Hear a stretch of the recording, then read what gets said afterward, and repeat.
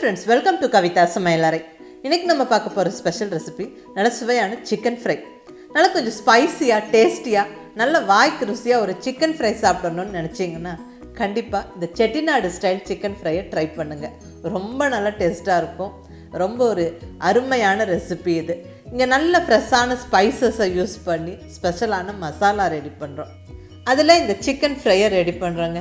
ரொம்ப நல்ல வாசனையாக, ரொம்ப டேஸ்ட்டாக இருக்கும். எல்லா விதமான மெயின் டிஷ்ஷஸோடவும் இது நல்ல பொருத்தமான சைட் டிஷ்ஷாக இருக்கும். நல்ல சுட சுட சாதம், சப்பாத்தி, ரோட்டியோடலாம் சாப்பிட்றதுக்கு அட்டகாசமாக இருக்குங்க. இது ரொம்ப ஒரு சிம்பிளான ரெசிபியும் கூட. ஸோ நம்ம ஈஸியாக செஞ்சிடலாம். வாங்க அருமையான செட்டிநாடு ஸ்டைல் சிக்கன் ஃப்ரை எப்படி பண்ணுறதுன்னு பார்க்கலாம்.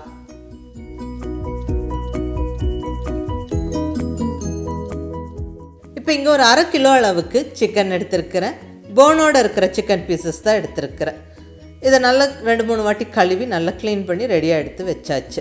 இப்போ இதுக்கு தேவையான மசாலாவை ரெடி பண்ணிடலாங்க. இங்கே ஸ்டவ்வில் கடாய் வச்சு கடாய் சூடானதுக்கப்புறம் நல்லா ஒரு ஃபுல் டேபிள் ஸ்பூன் வர கொத்தமல்லி, கொரியாண்டர் சீட்ஸ் எடுத்துக்கிறேன். கூடவே 1 டீஸ்பூன் சீரகம், 1 டீஸ்பூன் சோம்பு, அடுத்தது 1 டீஸ்பூன் மிளகு, பெப்பர்ஸ் எடுத்துக்கிறேன். அடுத்ததாக 1 துண்டு பட்டை, 2 ஏலக்காய், ஒரு 4-5 கிராம்பு, இங்கே 5 கிராம்பு சேர்த்துக்கிறேன். இது கூடவே ஒரு 1/2 டீஸ்பூன் கல்பாசி, ஸ்டோன் ஃப்ளார்.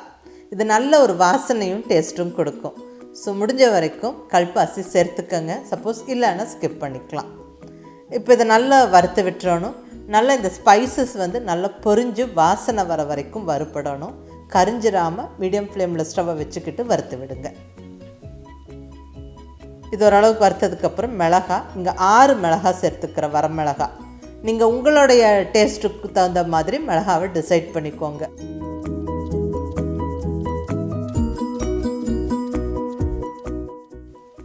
இந்த ஸ்பைசஸ் எல்லாம் கொஞ்சம் பொறுமையாக வறுத்து விடுங்க. ஸ்டவ்வை மீடியம் ஃப்ளேமில் வச்சுட்டு நல்ல வாசனை வர வரைக்கும் கரிஞ்சிடாமல் வறுத்து விடணும். நல்லா வறுப்பட்டுருச்சு. இப்போ நம்ம ஸ்டவ் ஆஃப் பண்ணி ஆற விட்டுறலாம். நல்லா கம்ப்ளீட்டாக ஆறினதுக்கப்புறம் மிக்ஸி ஜாரில் சேர்த்து விட்டு நல்லா ஃபைனாக பவுடர் ஆக்கிக்கணும். தண்ணி விட்டு அரைக்கக்கூடாது. ஜஸ்ட் அப்படி நல்லா ஃபைனாக பவுடர் ஆக்கிக்கோங்க. பாருங்கள், நல்லா ஃபைனாக பொடிச்சாச்சு. நல்ல கமகமன்னு வாசனையோட அருமையான ஃப்ரெஷ்ஷான மசாலா ரெடியாக இருக்குது. ஸோ இப்போ மசாலா பொடி ரெடி. அடுத்த ஒரு மெயின் இன்க்ரீடியன்ட் சின்ன வெங்காயம். இங்கே ஒரு 200 கிராம் சின்ன வெங்காயம் எடுத்து வச்சுருக்குறேங்க.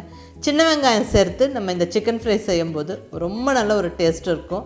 ஸோ முடிஞ்ச வரைக்கும் சின்ன வெங்காயம் சேர்த்துக்கங்க. சப்போஸ் சின்ன வெங்காயம் இல்லைன்னா என்ன பண்ணுறதுன்னா ஒன்றும் பிரச்சனை இல்லை. பெரிய வெங்காயம் கொஞ்சம் சின்ன சின்ன பீசஸாக கட் பண்ணிக்கோங்க. பட் சின்ன வெங்காயம் சேர்க்கும்போது நல்ல ஒரு டேஸ்ட் இருக்கும். இப்போ இங்கே ஒரு 200 கிராம் அளவுக்கு சின்ன வெங்காயம் க்ளீன் பண்ணி நல்லா இப்படி சின்ன சின்ன பீசஸாக கட் பண்ணி வச்சாச்சுங்க. ஸோ இப்போ வெங்காயமும் ரெடியாக இருக்குது. அடுத்தது நம்ம சிக்கன் ஃப்ரை தாளிச்சிடலாம்.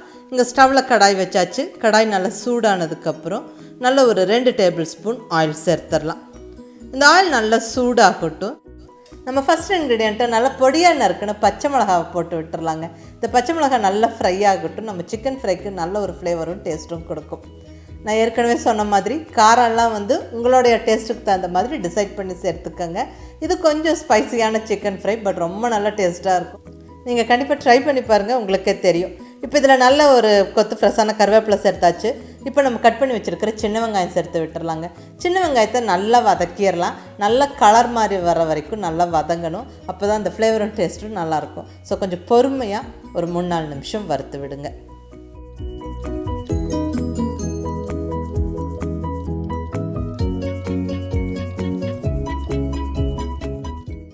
பாருங்கள், வெங்காயம் நல்ல கலர் மாதிரி நல்லா வதங்கிருச்சு. இப்போ இந்த ஸ்டேஜில் நம்ம ஜிஞ்சர் கார்லிக் பேஸ்ட்டு சேர்த்துக்கலாம். 1 டேபிள் ஸ்பூன் அளவுக்கு இஞ்சி பூண்டு விழுது சேர்த்தாச்சு. இது நல்ல பச்சை வாசனை போகிற வரைக்கும் வதக்கணும். இந்த ஜிஞ்சர் கார்லிக் பேஸ்ட்டு குயிக்காக வதங்கி வர்றக்கும், கீழே அடிப்பிடிக்காமல் இருக்கிறக்கும் நம்ம உப்பு, மஞ்சள் தூள் சேர்த்து விட்டுறலாங்க. நல்லா ஒரு 1/4 டீஸ்பூன் மஞ்சள் பொடியும் 1 டீஸ்பூன் உப்பு சேர்த்தாச்சு. இது நல்லா வதக்கி விட்டுறலாம்.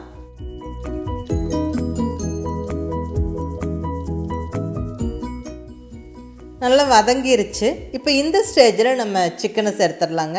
இங்கே 1/2 கிலோ சிக்கன், போனோடு இருக்கிற சிக்கன் நல்லா கழுவி சுத்தப்படுத்தி வச்சுருக்கிறேன், அதை சேர்த்தாச்சு. இப்போ இதை நல்லா கலந்து விட்டுறலாங்க.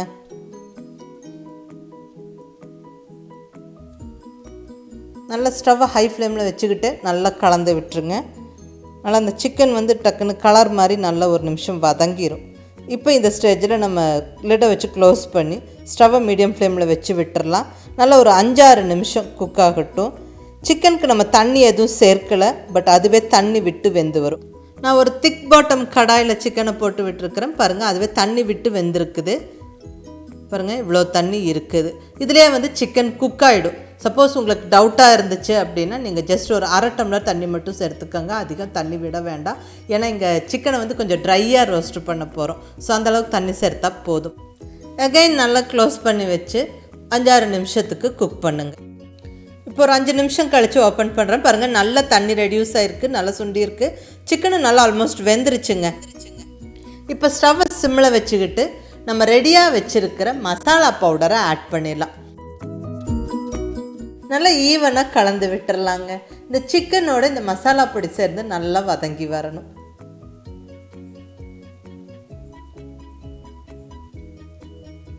பாருங்கள் நல்லா கலந்தாச்சு. இந்த ஸ்டேஜில் உப்பு செக் பண்ணிவிட்டு உப்பு தேவைப்பட்டால் சேர்த்துக்கோங்க.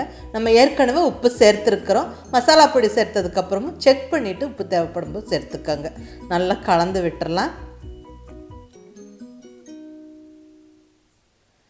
நல்லா இந்த கடாயோட சூட்டில் நல்லா அந்த சிக்கன் நல்லா ரோஸ்ட் ஆகணும். இப்போ பொடியாக நறுக்கின கொத்தமல்லி இலையை தூவி விட்டு நல்லா கலந்து விட்டுறலாங்க. ஒரு 1-2 நிமிஷம் நல்லா ஸ்டவ்வை மீடியம் ஃப்ளேமில் வச்சுட்டு நல்லா வதக்குவோம். சிக்கன் நல்லா ட்ரை ஆகிடும்.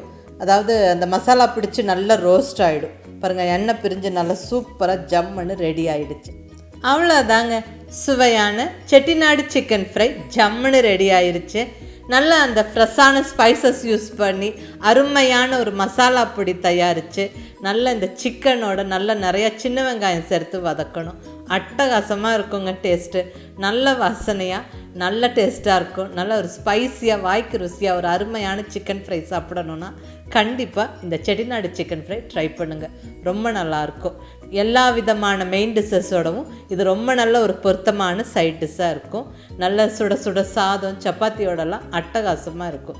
ஸோ ட்ரை பண்ணி பார்த்துட்டு எப்படி இருந்ததுன்னு உங்கள் ஃபீட்பேக் சொல்லுங்கள். பிடிச்சிருந்தா லைக் பண்ணி ஷேர் பண்ணி கமெண்ட் பண்ணுங்கள். கவிதா சமையலறை சப்ஸ்கிரைப் பண்ணி என்னுடைய மற்ற ரெசிபிஸும் வீடியோஸும் பாருங்கள். தேங்க்யூ.